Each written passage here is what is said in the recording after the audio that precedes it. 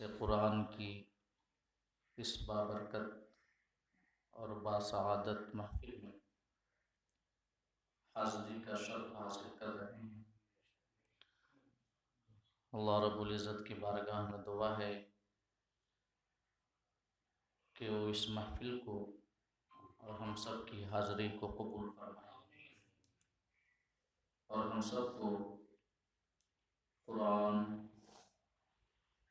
اور صاحب قرآن صلی اللہ تعالی علیہ وسلم کا صدقہ، فیض اور وسیلہ عطا فرمائے۔ تسلسل کے ساتھ سورہ بنی اسرائیل کے حوالے سے، جو کہ قرآن مجید کی 17ویں سورہ مبارکہ ہے، ہماری گفتگو جاری ہے اور اس سورہ مبارکہ کی 94 آیت کریمہ کی روشنی میں ہم آپ کے سامنے گفتگو کر چکے ہیں۔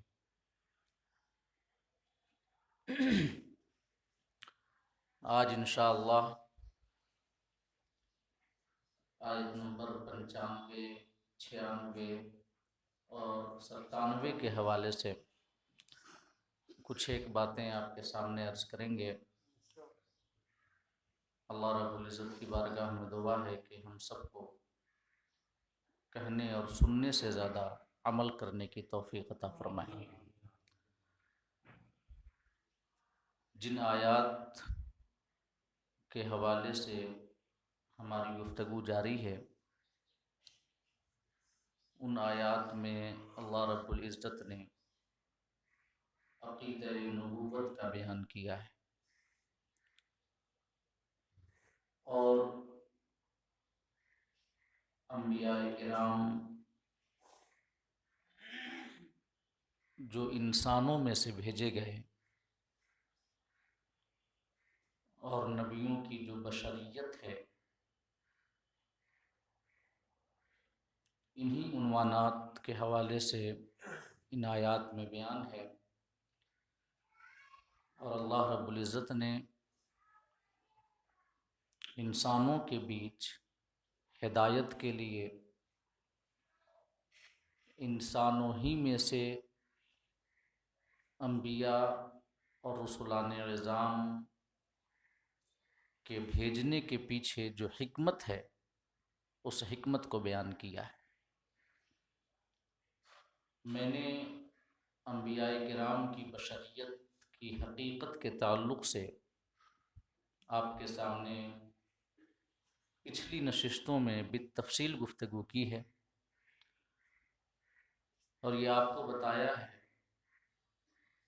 کہ انبیاء کی بشریت اور دیگر انسانوں کی بشریت میں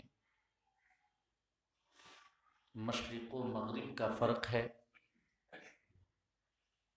انبیاء کی بشریت کے ساتھ وحی کو قبول کرنے کی استعداد موجود ہے، جو ان کی بشریت کو ملائکہ اور فرشتوں کی نورانیت پر بھی فضیلت عطا کرتا ہے۔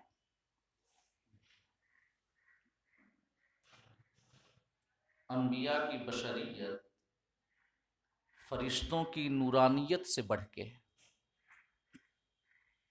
کیونکہ انبیاء کرام نور ہدایت ہیں اور ان کے اندر وحی کو قبول کرنے کی طاقت و قوت ہے۔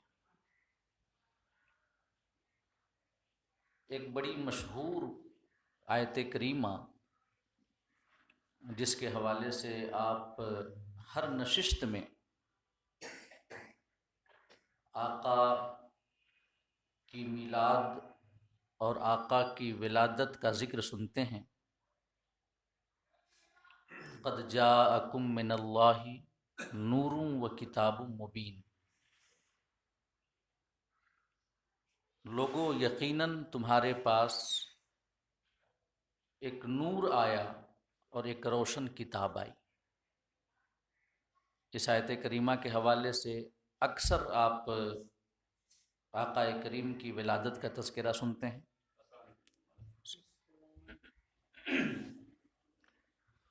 کہ اللہ رب العزت نے یہ فرمایا کہ تمہارے پاس خدا کی جانب سے ایک نور آیا اور ایک روشن کتاب آئی۔ اس آیت کریمہ میں جو نور اور روشن کتاب کا تذکرہ ہے،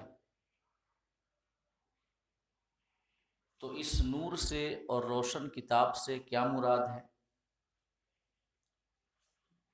اس کے حوالے سے علماء تفسیر کے 3 اقوال ہیں۔ پہلا قول یہ ہے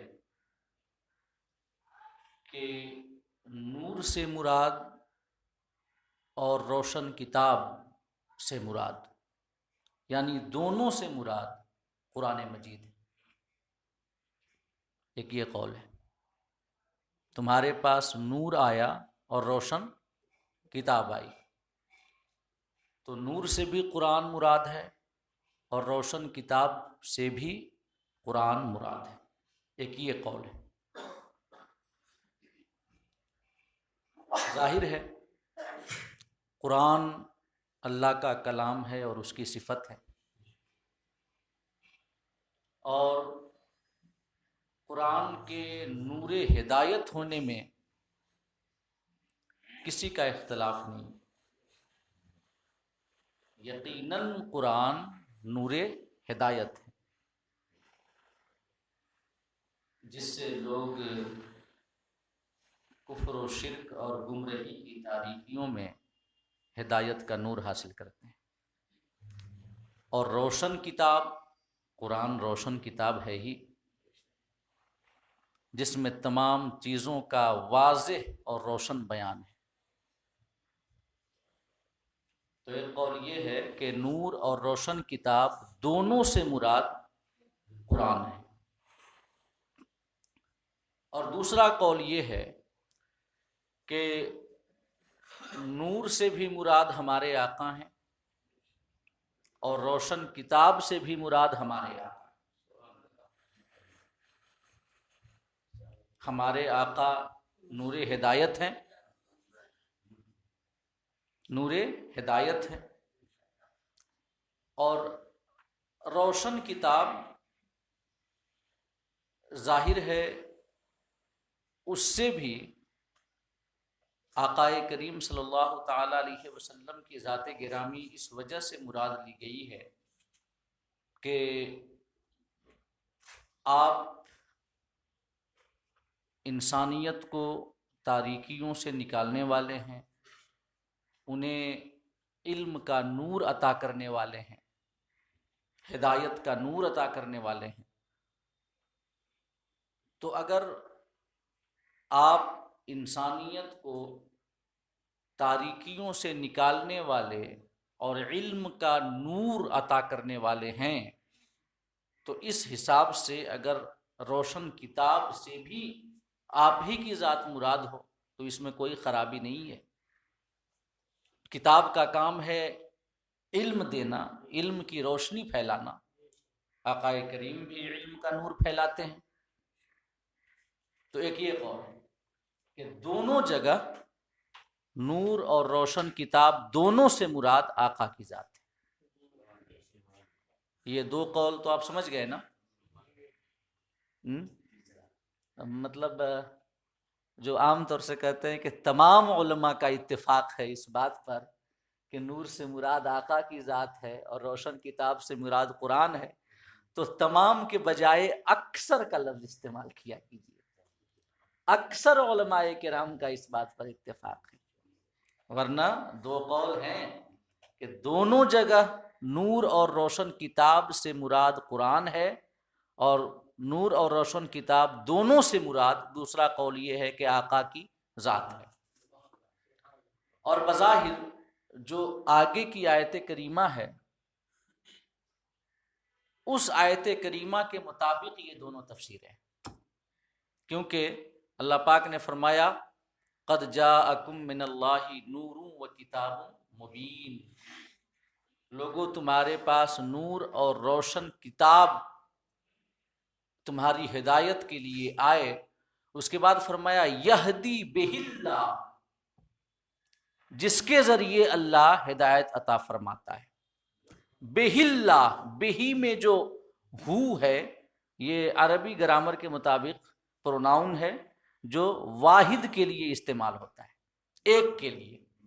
بہی ایک کے لیے، ہو کا عربی زبان میں جو ہے پروناؤن یوز ہوتا ہے کہ جس کو ضمیر کہتے ہیں عربی زبان میں، اور دو کے لیے ہما کی ضمیر اور پروناؤن کا استعمال ہوتا ہے، ہما۔ اللہ پاک نے یہ نہیں فرمایا کہ یہدی بہم اللہ، یہدی بہم اللہ نہیں فرمایا ہے، اللہ پاک نے یہدی بہ اللہ فرمایا ہے۔ تو اس سے سمجھ میں آتا ہے کہ پچھلی آیت میں نور اور روشن کتاب دونوں سے ایک ہی مراد ہے۔ یہدی بہی میں ہو جو سنگولر کا پروناؤن آیا، واحد کی ضمیر آئی، اس سے پتہ چلتا ہے کہ دونوں سے مراد ایک ہے، کیونکہ دونوں سے دو مراد ہوتے تو بہی نہیں بہما آتا۔ یہ بظاہر سمجھ میں آتا ہے۔ اور تیسرا قول یہ ہے قد جاءکم من اللہ نور و کتاب مبین کے حوالے سے، جو اکثر علماء تفسیر کا قول ہے کہ نور سے مراد ہمارے آقا کی ذات گرامی ہے اور روشن کتاب سے مراد قرآن ہے۔ یہ تیسرا قول ہے اور یہی زیادہ صحیح ہے۔ اب اگر یہ سوال کیا جائے کہ بعد میں جو سنگولر پروناؤن کا یوز ہوا ہے اس کا کیا مطلب ہے، بہی ہونا چاہیے تھا بہما یا بہما، تو اس کا کیا جواب ہے کہ وہاں پہ واحد کی ضمیر اور واحد کا پروناؤن لایا گیا ہے اور یہاں پہ آپ دو مراد لے رہے ہیں۔ تو اس کا جواب یہ ہے کہ آقائے کریم صلی اللہ تعالی علیہ وسلم کی ہدایت اور قرآن مجید کی ہدایت دونوں ایک ہی ہدایت ہے، دونوں الگ الگ نہیں ہیں۔ تو چونکہ قرآن کی ہدایت اور آقائے کریم کی ہدایت دونوں ہدایت ایک ہی ہیں، لہٰذا اللہ پاک نے یہدی بہ اللہ فرما کر ہو واحد کے پروناؤن کا استعمال فرمایا، کیونکہ دونوں کی ہدایتیں الگ الگ نہیں ہیں۔ تو یہ اکثر علماء تفسیر کا قول ہے کہ نور سے مراد آقا کی ذات گرامی ہے اور روشن کتاب سے مراد قرآن ہے۔ اب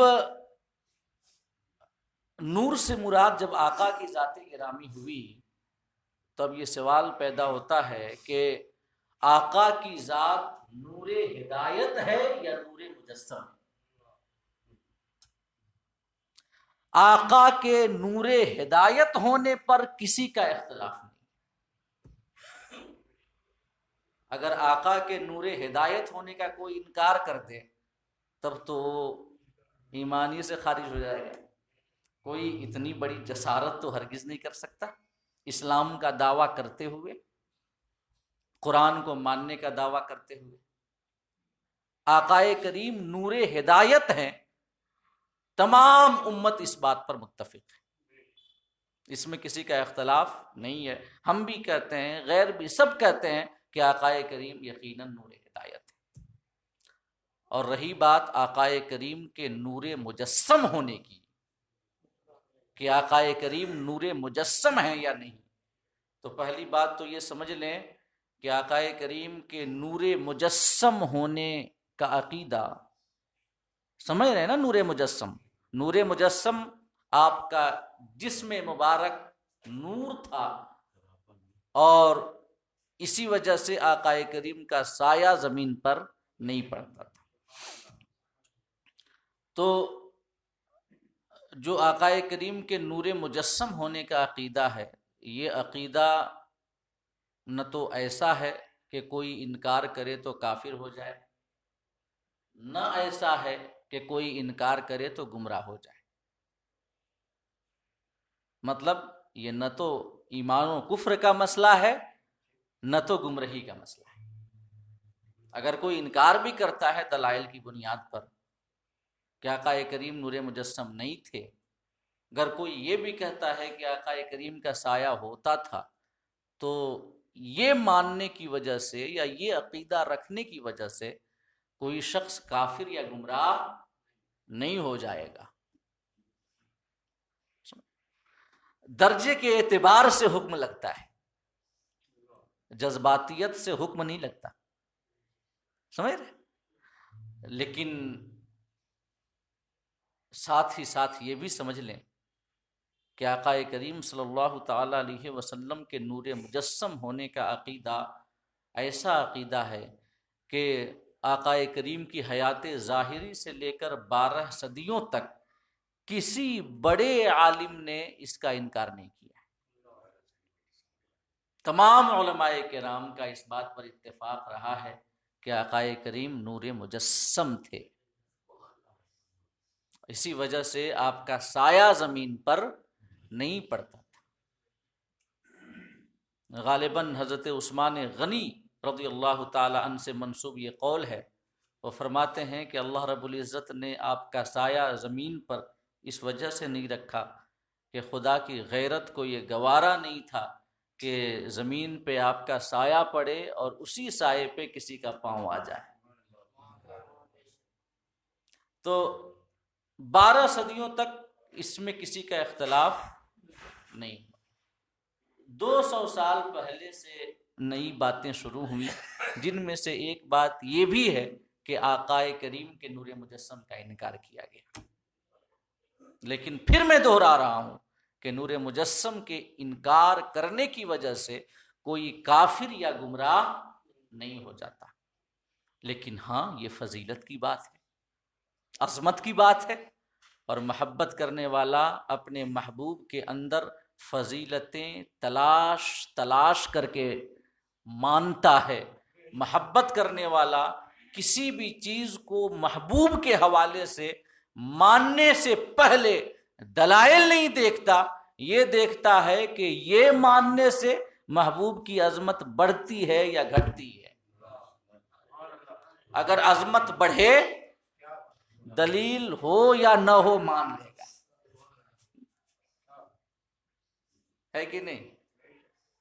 اپنے محبوب کے بارے میں مان لیتے ہیں کہ میرا محبوب چاند سے زیادہ خوبصورت ہے، بے سر پیر کی بات ہے، کوئی دلیل تو نہیں ہے نا، لیکن اس کے باوجود مان لیتے ہیں۔ کیوں مان لیتے ہیں؟ کیونکہ محبوب کے بارے میں یہ ماننے سے کہ میرے حبیب کا چہرہ چاند سے زیادہ خوبصورت ہے، محبوب کی عظمت بڑھتی ہے، گھٹتی نہیں ہے۔ اور محبت کرنے والا کسی ایسی بات کو ماننے سے پہلے جسے ماننے سے محبوب کی عظمت بڑھے دلائل تلاش نہیں کرتا، اور اگر کوئی ایسی بات ماننے کے لیے اس سے کہا جائے جس سے محبوب کی عظمت گھٹتی ہو، دلائل کی انبار لگا دیں، خواہ نہیں مانے گا۔ محبت کے اصول الگ ہوتے ہیں، ہے کہ نہیں ہے؟ دلائل کے انبار لگا دیجئے آپ، اگر حرف آ رہا ہے محبوب کی عظمت پہ، نہیں مانے گا، نہیں مانتا میں، میرا حبیب لاجواب ہے۔ کوئی انبار لگا دے کہ بھائی چاند روشن ہے، راتوں میں چاندنی کا نور پھیلا دیتا ہے، وہ راتوں کی تاریکی کو زائل کر دیتا ہے، تمہارا محبوب ایک کوٹھری کو روشن نہیں کر سکتا، تو کیسے کہہ رہے ہو کہ تمہارے حبیب کا چہرہ چاند سے زیادہ خوبصورت ہے؟ آپ دلائل کا انبار لگا دیں، خاک نہیں مانے گا۔ کیوں نہیں مانے گا؟ محبت کے اصول الگ، محبت کرنے والا محبوب کی عظمتیں دیکھتا ہے۔ تو آقا کریم کے نور مجسم ہونے کا عقیدہ جو ہے، یہ اگرچہ کفر و شرک کا نہیں ہے، اگرچہ گمراہی کا نہیں ہے، مگر اس سے آقا کی عظمت ضرور بڑھتی ہے، اور آقا سے محبت کرنے والا بغیر پس و پیش کے اسے ضرور مان لے گا۔ جبکہ علماء کرام کی تصریحات بھی موجود ہیں مزید بر۔ مجدد الف ثانی شیخ احمد سرہندی رحمہ اللہ تعالی، آپ نے مکتوبات یہ لکھی ہے اور اس کی 2-3 جلدیں ہیں، تو آپ نے مکتوبات شریف میں یہ بات لکھی ہے کہ اللہ کی مخلوقات میں سب سے لطیف تر مخلوق نور ہے، سب سے زیادہ لطیف، سب سے زیادہ لطیف مخلوق نور ہے۔ اور نور اتنی لطیف مخلوق ہے کہ اگر اس کے سامنے ٹرانسپیرنٹ گلاس رکھ دیں پھر بھی وہ نور اس سے پار چلا جائے گا۔ نور کا خالق اللہ پاک ہے۔ اللہ پاک نور ہے، اس سے مراد یہ ہے کہ کائنات کو روشن کرنے والا ہے۔ اللہ نور السماوات والارض، اللہ آسمانوں اور زمینوں کا نور ہے، اس سے مراد یہ ہے کہ وہ آسمانوں اور زمین کو نور عطا کرنے والا ہے۔ اور جو اللہ رب العزت کا نور ہے، احادیث ہیں، قرآن ہے، لیکن اللہ پاک خود اپنے نور کا تو خالق نہیں نہ ہو سکتا۔ اگر اللہ پاک خود اپنے نور کا خالق ہو جائے تو پھر تو عقیدہ الوہیت میں یہ بہت بڑی خرابی لازم آ جائے گی، ہے کہ نہیں؟ تو نور سے مراد جو یہ نور ہے، کائنات کا نور ہے، ان تمام نوروں کا خالق ہمارا رب ہے، کائنات کی ہر چیز کا خالق ہمارا رب ہے، ٹھیک ہے؟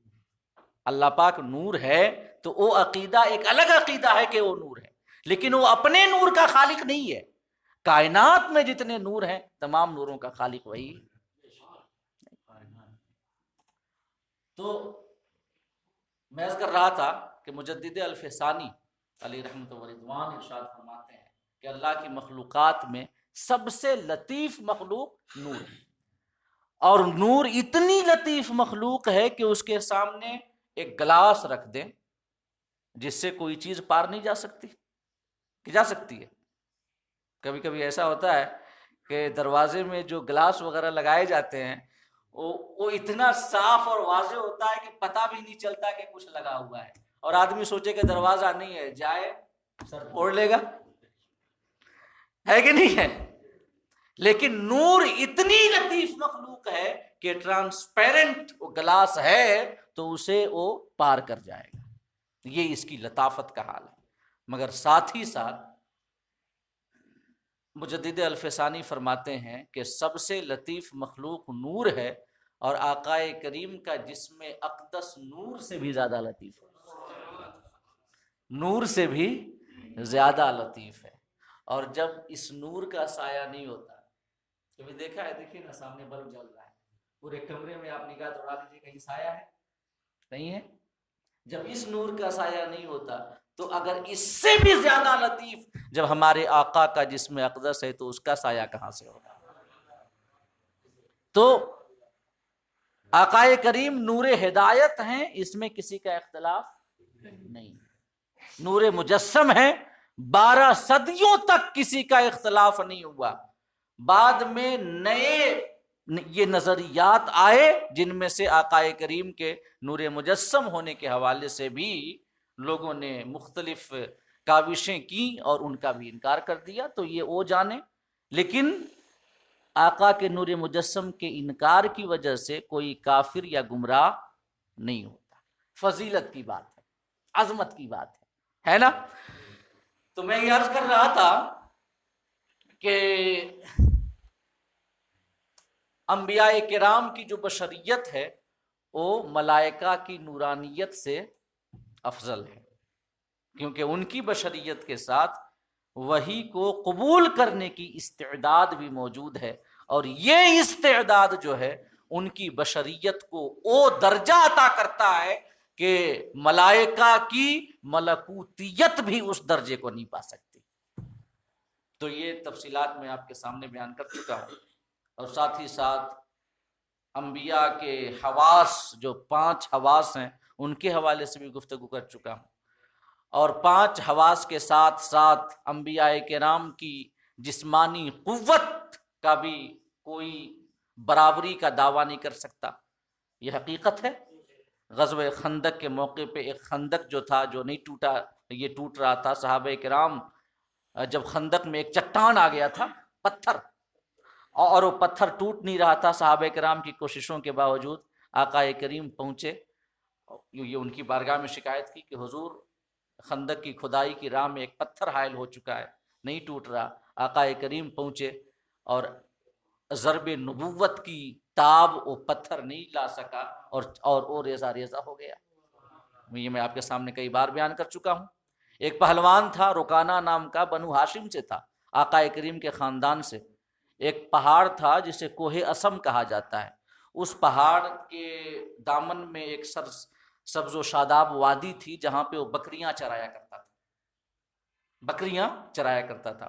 کسی کی ہمت نہیں ہوتی تھی کہ اس کی چراگاہ میں اپنے جانور بھیج سکے، بڑا طاقتور، کوئی اپنے جانوروں کو وہاں لے کر نہیں جا سکتا تھا۔ مگر آقا کریم صلی اللہ تعالی علیہ وسلم ایک روز تنی تنہا اس کو دعوت اور اس تک دین کی تبلیغ پہنچانے کے لیے نکل پڑے۔ وہاں پہنچ گئے جہاں پہ وہ بکریوں کو چرایا کرتا تھا۔ اس نے دیکھا تو کہا کہ انت الذی تشتم آلہتنا، تم ہی ہو جو ہمارے معبودوں کو برا بھلا کہتے ہو۔ تو آقا کریم صلی اللہ علیہ وسلم نے فرمایا کہ تمہارے معبود ایسے ہیں کہ ان کو برا بھلا کہا جائے، جو اپنے بدن سے مکھی نہیں اڑا سکتے، ان کو تم کائنات کا خالق سمجھو، اپنا مالک سمجھو، تو یہ تو مضحکہ خیز ہی عقیدہ ہے نا۔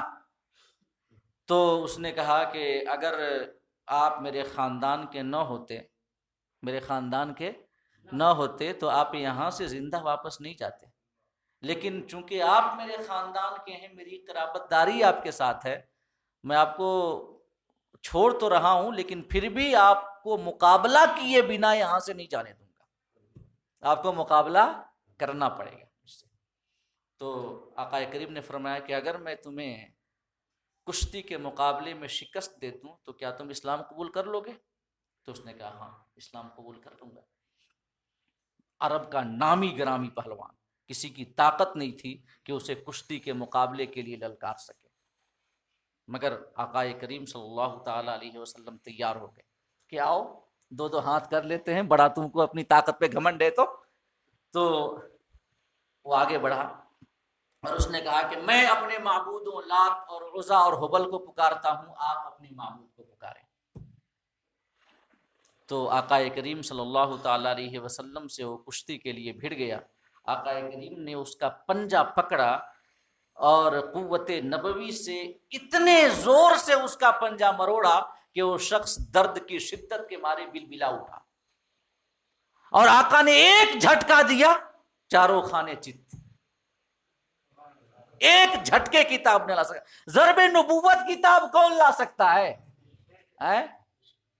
حضرت موسیٰ علی نبینا علیہ الصلوۃ والتسلیم کی اپنی قوم کا وہ فرد جو قبطیوں سے جھگڑا کر رہا تھا، اور قرآن میں واقعہ موجود ہے، تو وہ چونکہ حضرت موسیٰ کی اپنی قوم کا فرد تھا اور قبطی سے جھگڑا کر رہا تھا، اور ذرا وہ کمزور پڑ رہا تھا، جو حضرت موسیٰ کی قوم کا اور قبیلے کا فرد تھا وہ کمزور پڑ رہا تھا، اور قبطی اس کے اوپر حاوی ہو رہا تھا۔ حضرت موسیٰ گئے، ایک گھوسا لگایا، اسے مر گیا،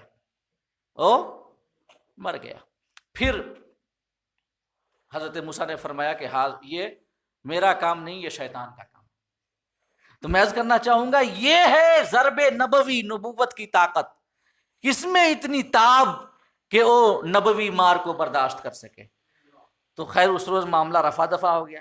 دوسرے دن جب حضرت موسیٰ پہنچے تھے تو دیکھا کہ وہ دوسرے قبطی سے جھگڑ رہا تھا۔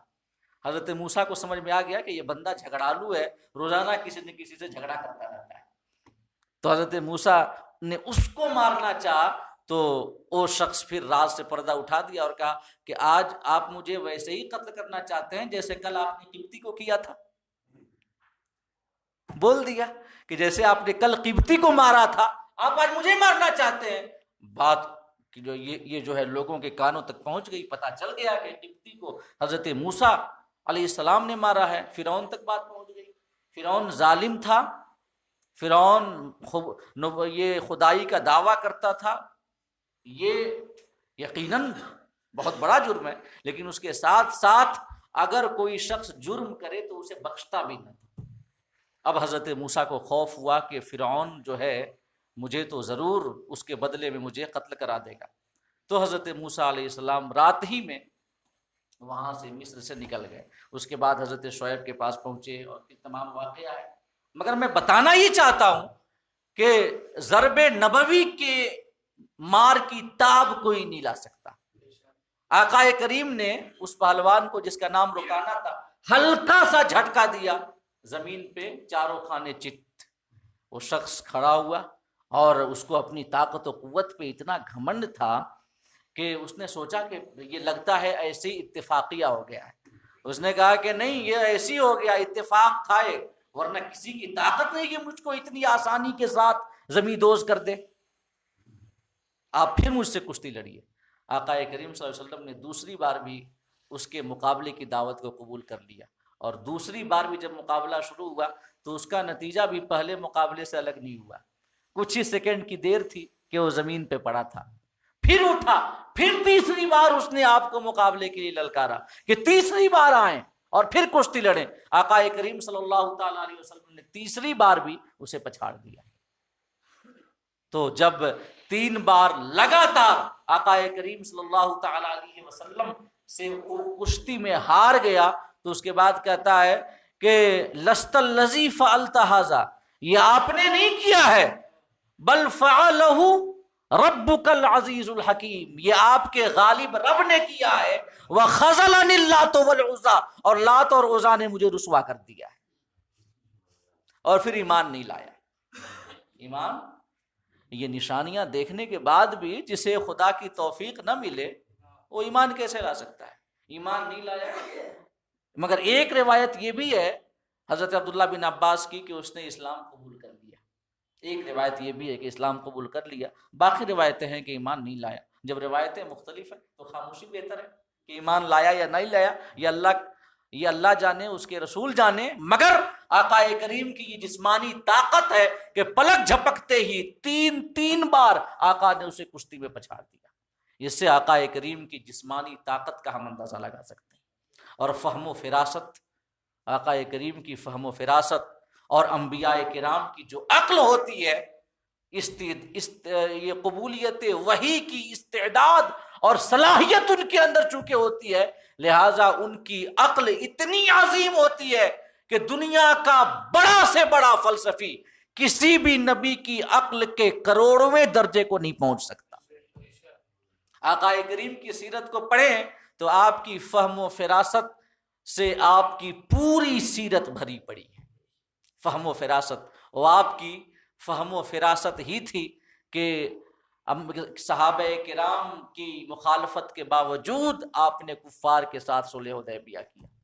وہ آپ کی فہم و فراست ہی تھی کہ آپ مدینہ میں پہنچے تو مہاجرین کی مالی دشواریوں کے لیے اور ان کو جو مالی مشکلات تھی ان کو حل کرنے کے لیے آقا کریم صلی اللہ تعالیٰ علیہ وسلم نے مہاجرین اور انصار کے درمیان رشتہ مواخات قائم کیا۔ وہ آقا کریم کی فہم و فراست ہی تھی، بے مثال فہم و فراست، کہ جیسے ہی آپ مدینہ میں پہنچے تو آپ نے مدینہ کے یہودیوں کے ساتھ مل کر کے میثاق مدینہ کا، اور یہ میثاق مدینہ کیا اور مدینہ کو امن و امان کا گہوارہ بنا دیا۔ یہ میثاق مدینہ یہودیوں کے ساتھ آقا کریم صلی اللہ علیہ وسلم کا جو معاہدہ ہوا، اس معاہدے کے مطابق کہ اگر کوئی باہر سے حملہ آور ہوتا ہے تو ہم مل کر کے ان کا مقابلہ کریں گے، اور مدینے کے اندر ہر قسم کے معاملے میں آخری فیصلہ کرنے کا اختیار آقا کریم کے معاہدے کے مطابق یہ تھا کہ آقا کی ذات کو ہوگا۔ تو جو میثاق مدینہ ہے، مواخات مدینہ ہے، اس کے بعد فتح مکہ ہے، یہ تمام آقا کی سیرت آپ پڑھیں، آپ کی بے مثال فہم و فراست کے نمونے آپ کو ملیں گے۔ غزوہ بدر کے موقع پہ یہ پتہ کرنے کے لیے کہ کفار کی تعداد کتنی ہے، جو کفار کا لشکر ہے وہ کتنے ہیں، تو آقا کریم صلی اللہ علیہ وسلم کے ہاتھ صحابہ کرام نے ان کے کفار کے چرواہے کو پکڑ لیا۔ اب وہ چرواہا آیا، آقا کریم صلی اللہ علیہ وسلم نے اس سے پوچھا کہ بتاؤ تو کفار کا لشکر تعداد میں کتنا ہے؟ تو اس نے لا علمی کا اظہار کیا کہ مجھے نہیں پتا۔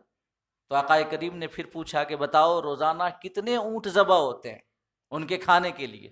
تو اس نے عرض کیا حضور ایک دن 9 اونٹ، دوسرے دن 10 اونٹ، اس نے کہا۔ اور پھر یعنی کہ ایک دن بیچ کر کے ایک دن 9 اونٹ، دوسرے دن 10، پھر 9، پھر 10، ایسے اونٹ ذبح کیے جاتے ہیں۔ تو اس سے آقا کریم صلی اللہ علیہ وسلم نے اندازہ لگایا کہ کفار کی تعداد 1000 کے قریب ہے۔ یہ آقا کی فہم و فراست۔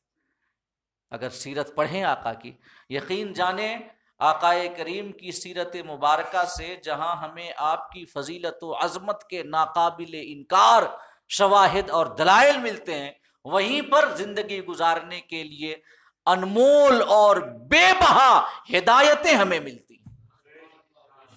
ضرورت ہے آقا کی سیرت کو پڑھنے کی۔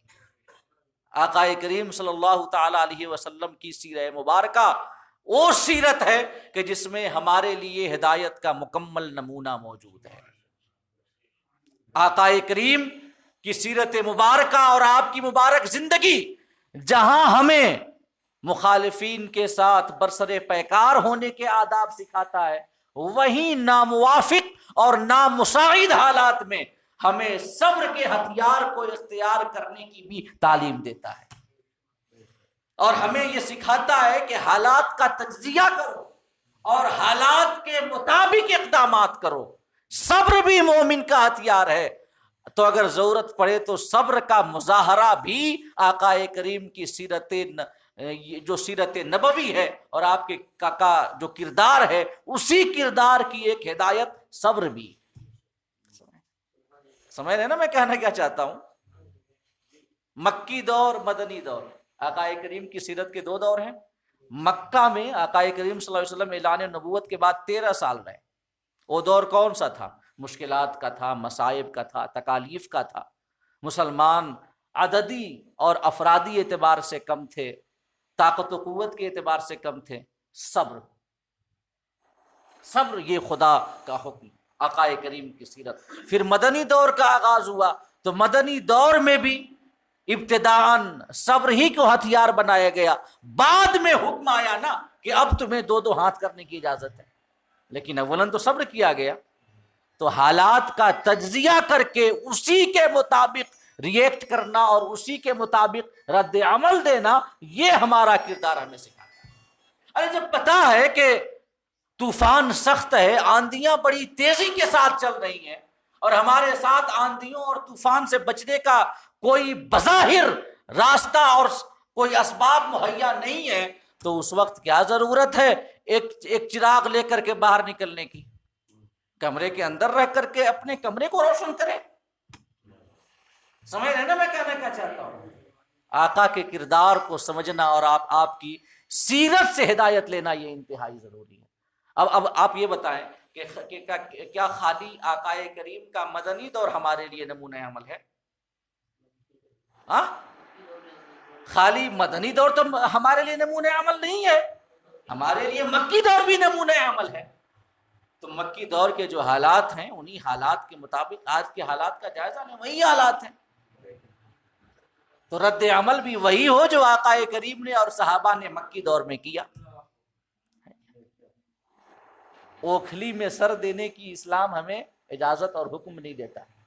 حکم دینا تو دور کی بات، اسلام کہتا ہے کہ صبر کا مظاہرہ کرو۔ تو خیر، میں عرض کر رہا تھا کہ آقا کریم صلی اللہ تعالی علیہ وسلم کی بدنی طاقت بھی بے مثال ہے، آپ کی فہم و فراست بھی بے مثال ہے۔ یہ آپ کے خصائص ہیں اور آپ کے مدارج ہیں۔ میں صرف یہ بتانا چاہتا ہوں کہ انبیاء کرام کے ظاہری طور پہ انسانی شکل میں ہونے، ظاہری طور پہ انسانوں کی طرح عام انسانوں کی طرح کھانے پینے، زمین پہ چلنے، شادی بیاہ کرنے، خانگی اور خاندانی زندگی گزارنے سے یہ عقیدہ اگر ہم اٹھا لیں کہ وہ بھی ہماری طرح ہیں، تو یہ عقیدہ ہمارے ایمان کو تباہ کرنے والا ہے۔ ان کی بشریت کو سمجھنا ضروری ہے۔ قرآن مجید کو آپ پڑھیں تو قرآن مجید میں جا بجا آپ کو یہ ملے گا کہ کفار و مشرکین کا یہ وتیرہ رہا ہے کہ وہ انبیاء کرام کو اپنی طرح کہتے تھے۔ انبیاء کرام کی دعوت کا جواب یوں دیتے تھے کہ ہم آپ کی بات کیوں مانیں، ہم دیکھ رہے ہیں آپ ہماری طرح ہیں، ہم آپ کو دیکھتے ہیں کہ آپ ہماری طرح ہیں۔ یہ کفار کا رد عمل تھا انبیاء کرام کی دعوت پر۔ یہ ورنہ آقا کریم صلی اللہ تعالی علیہ وسلم کی وہ احادیث جو بالکل مومنین سے جن احادیث میں خطاب کیا گیا ہے، ان میں آقا کریم نے کیا فرمایا ہے؟ صوم وصال کی حدیث اٹھا لیں، آقا کریم صلی اللہ علیہ وسلم کبھی ایسا ہوتا کہ بغیر افطار اور بغیر سحری کے لگاتار روزے رکھتے۔ صحابہ کرام جو آقا کی ہر سنت پر عمل کرنے میں پیش رہتے تھے، ہر سنت کو اپنانے میں پیش رہتے تھے، کہ جب دیکھا کہ آقا بغیر افطار اور سحری کے مسلسل روزے رکھ رہے ہیں تو انہوں نے بھی روزہ رکھنا شروع کر دیا، نہ تو افطار کر رہے ہیں نہ تو سحری کر رہے ہیں، مسلسل روزے۔ اور کچھ دن گزرے تھے کہ مسجد نبوی میں کچھ ادھر پڑے ہیں کچھ ادھر پڑے ہیں، چہرے سے نقاہت طاری ظاہر ہے، پورا بدن جو ہے کمزور ہو گیا ہے۔ آقا کریم صلی اللہ علیہ وسلم پہنچے، صحابہ کا حال دیکھا، پوچھا ما بالکم یا صحابی، اے میرے صحابہ یہ کیا حال بنا کے رکھا ہے؟ تو صحابہ نے عرض کیا حضور ہم نے آپ کو دیکھا کہ آپ بغیر سحری اور افطار کے لگاتار روزے رکھ رہے ہیں، ہم نے بھی رکھنا شروع کر دیا۔ آقا نے منع کر دیا کہ نہیں، تم جو ہے لگاتار بغیر افطار اور سحری کے روزے نہ رکھو، کمزور ہو جاؤ گے۔ کسی نے عرض کیا حضور انکا تواصل یا رسول اللہ، آپ تو لگاتار روزے رکھتے ہیں۔ تو آقا نے کیا جواب دیا تھا؟ ایکم مثلی، تم میں کا کون میری طرح ہے، تم میں کا کون میری طرح ہے۔ یہ خطاب جو کہ مومنین سے تھا، آقا نے فرمایا تم میں کا کوئی میری طرح نہیں ہے۔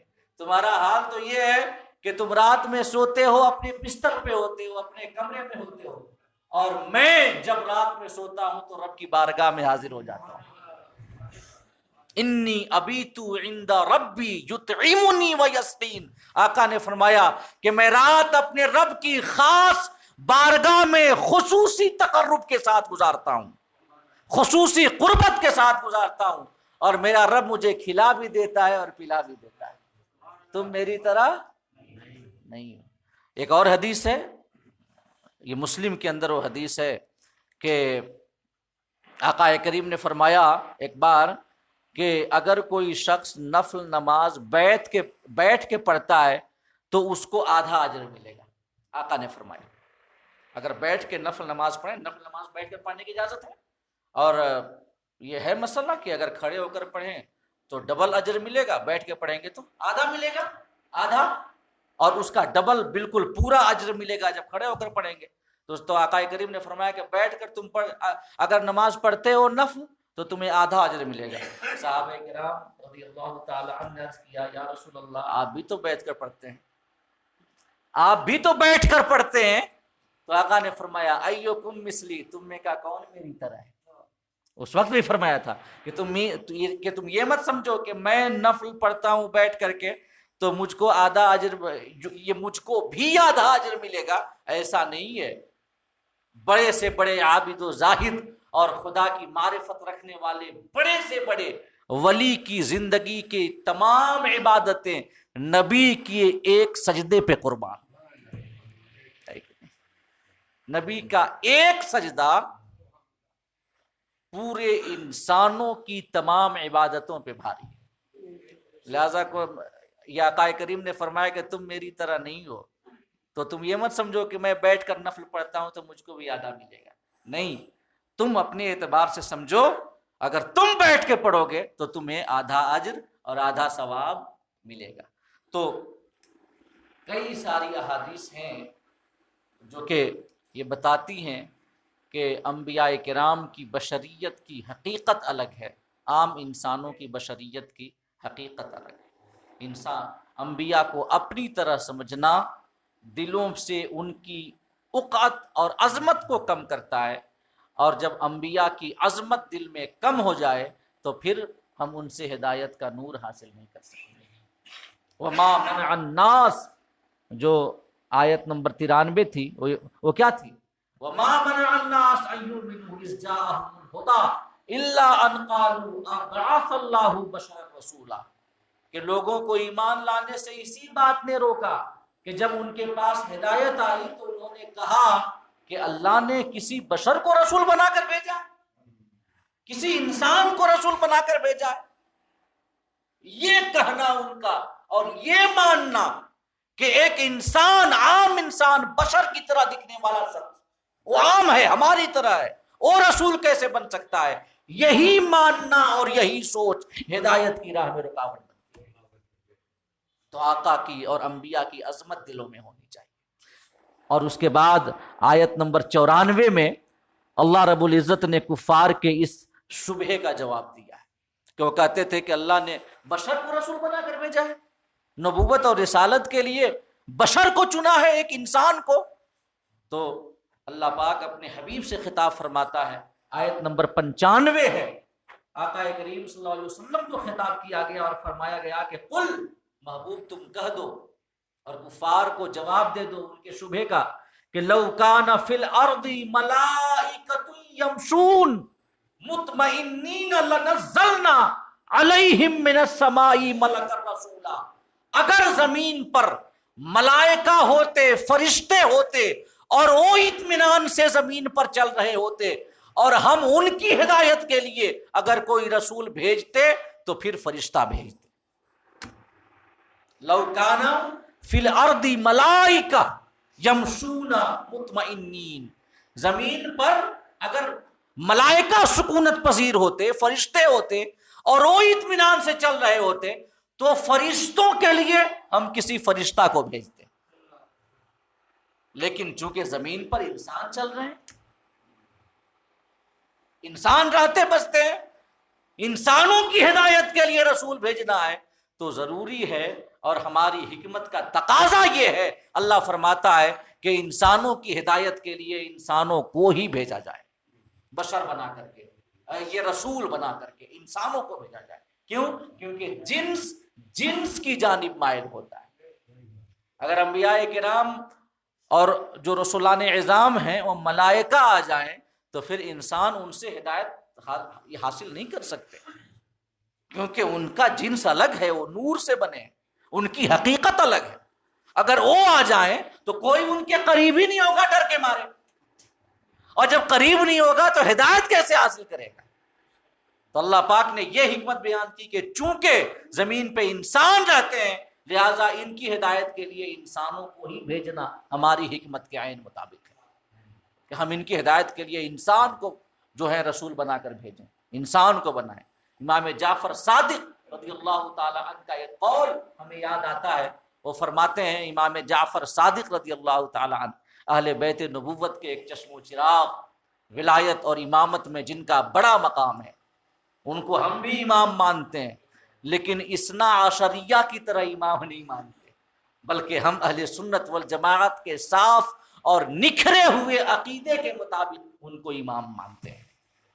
امام جعفر صادق فرماتے ہیں کہ لوگ کثیف تھے، بوجھل تھے، بشریت کا بوجھ ان کے اندر تھا اور بشریت کی کثافت تھی، وہ خدائے پاک سے ڈائریکٹلی ہدایت حاصل کرنے کے لائق نہیں تھے۔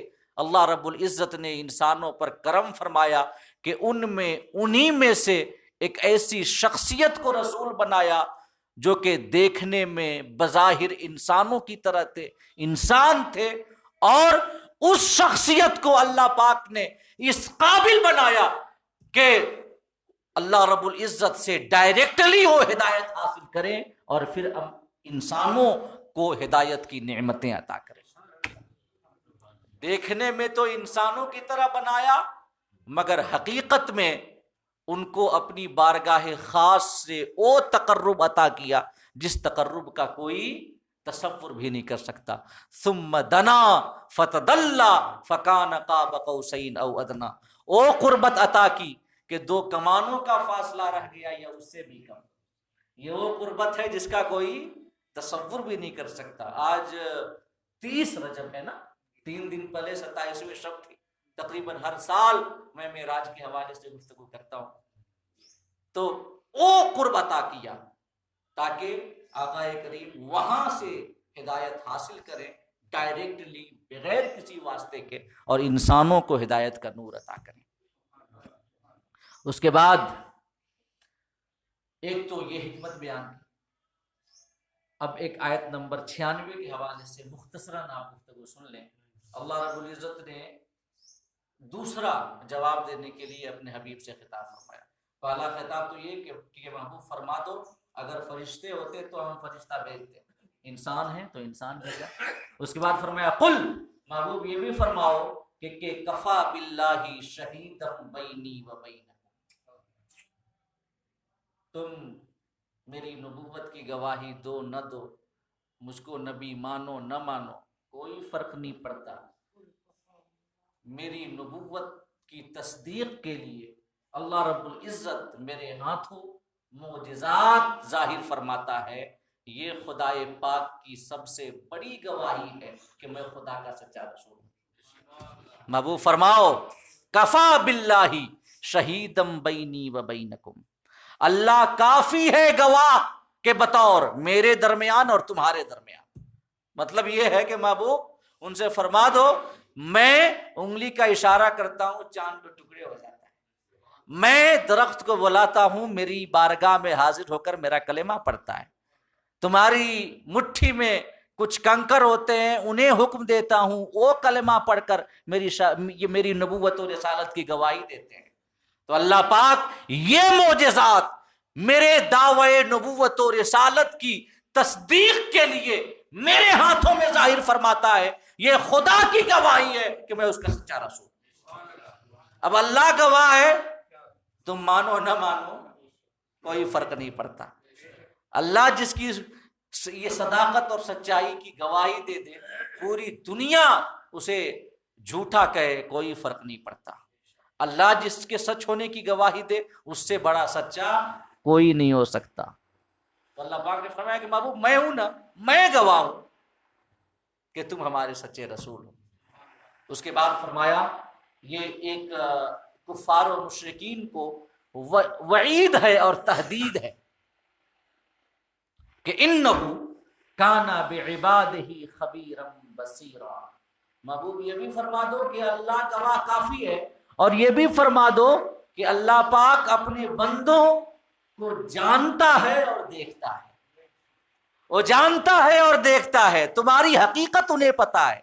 اللہ پاک یہ جانتا ہے کہ تم یہ سب اعتراضات، سوالات، شبہات جو وارد کرتے ہو محض حسد کی بنیاد پہ کرتے ہو، ورنہ تمہارا دل بھی جانتا ہے کہ میں اللہ کا سچا رسول ہوں۔ تم محض حسد کی وجہ سے اور بغض اور دشمنی کی وجہ سے انکار کرتے ہو اور قسم قسم کے فرمائشی معجزات کا مطالبہ کرتے ہو، جبکہ میں روز روشن کی طرح آفتاب سے بھی زیادہ منور دلائل تمہارے سامنے اپنی نبوت و رسالت کے لیے پیش کر چکا۔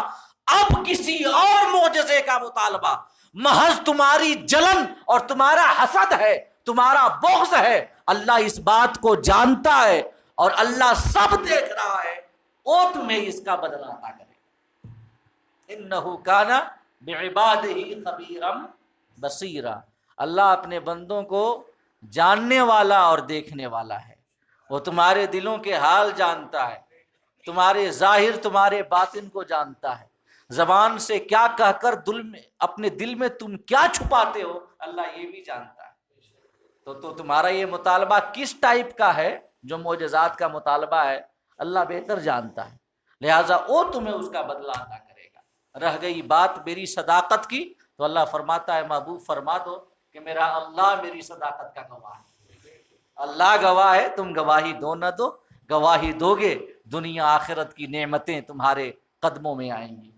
یا ایھا الناس قولوا لا الہ الا اللہ تفلحوا، لوگو لا الہ الا اللہ کہو کامیاب ہو جاؤ گے۔ یہ دنیا میں بھی سرخرو ہوگے، آخرت میں بھی نعمتوں سے سرفراز کیے جاؤ گے اگر تم گواہی دو گے۔ نہ گواہی دو، دنیا میں بھی ذلیل ہوگے، آخرت کا عذاب تو سخت ہے ہی ہے۔ جنہوں نے نہیں مانا دیکھیں دنیا میں کیسے عذاب ان کا مقدر بنا، ذلت ان کا مقدر بنی، ہر جنگ میں مارے گئے۔ غزوہ بدر ان کے باطل اور غلط ہونے پہ ایک مہر کی حیثیت رکھتا ہے۔ آقا کریم کا مکہ میں فاتحانہ شان سے داخل ہونا اور کفار کا اپنے گھروں میں گھس گھس کر یا اپنے ہتھیار کو زمین پہ ڈال کر کے امان کا مطالبہ کرنا، یہ اس بات کی دلیل ہے کہ اللہ جس کی صداقت کی گواہی دے وہ شخص کامیاب و کامران ہوتا ہے، اور مخالفین اس کا کچھ نہیں بگاڑ سکتے۔ ہوائیں مخالف سمت میں بہیں، کوئی ساتھ دینے والا نہ ہو، ہر تنتر نیچے سے لے کے اوپر تک مخالف ہو، کوئی فرق نہیں پڑتا، حق پہ ہے، حقانیت پہ جمے رہیں، اللہ پاک کامیاب و کامران کرے گا۔ نیچے سے لے کے اوپر تک ہر کوئی آپ کے خلاف ہو، کوئی فرق نہیں پڑتا، آپ کے پاس حق کی طاقت ہونی چاہیے۔ یاد رکھیں، طاقت حق نہیں ہے، حق طاقت ہے۔ طاقت حق نہیں ہے، حق طاقت ہے۔ حق کو کچھ لمحے کے لیے پریشان کیا جا سکتا ہے، اس کی راہ میں کانٹے بچھائے جا سکتے ہیں، تکالیف دی جا سکتی ہیں، اس کو مصیبتوں میں مبتلا کیا جا سکتا ہے، لیکن حق کی طاقت اپنا اثر ضرور دکھاتی ہے، اور حق ضرور سر چڑھ کے بولتا ہے۔ وقت کا انتظار ہے کہ نہیں ہے؟ الاسلام یعلو ولا یعلا، اسلام غالب ہوتا ہے، مغلوب نہیں ہوتا۔ اللہ پاک ہم سب کے دلوں میں اپنے محبوب کی اور اپنے محبوبوں کی محبت کا چراغ جلائے، ہمارے ظاہر کو اپنے محبوب اور تمام محبوبین کے کردار کو اپنانے سے ہمیں اسے ستھرا بنانے کی توفیق عطا فرمائے، اور ہم پر اپنا خصوصی فضل و کرم نازل فرمائے۔ آمین۔ وآخر دعوانا ان